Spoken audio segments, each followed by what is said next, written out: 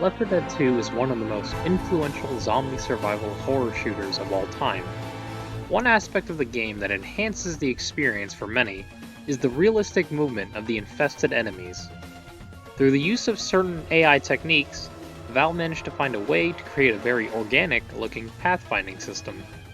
Before I can explain how the infested AI traversed through the world of Left 4 Dead, it's important to know a little bit on how their environment is generated. Each map in Left 4 Dead is created with what they call a navigation mesh. This nav mesh represents the area in which an agent, or in our case, the infested, are allowed to move within. In the Source engine, these nav meshes come in the form of many small boxes that cover many different parts of the map. For their first attempt of a pathfinding system, the team at Valve sought to use the classic A-star search algorithm to have their agent move from one nav mesh to another. This did give the agent a path from their current position to the player, but on the other hand, this resulted in a very jagged and zigzag path that the agent would need to take in order to reach said player.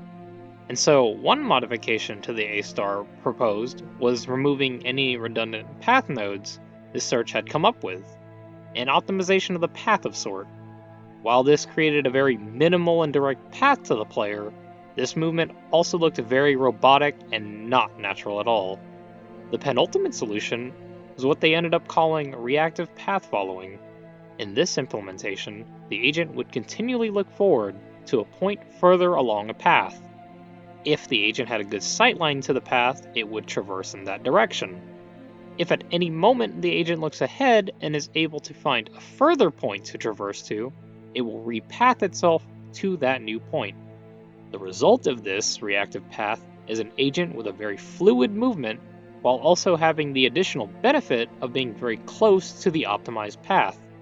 And so that was a little bit of an insight on how Valve managed to use AI techniques to make their game feel more alive.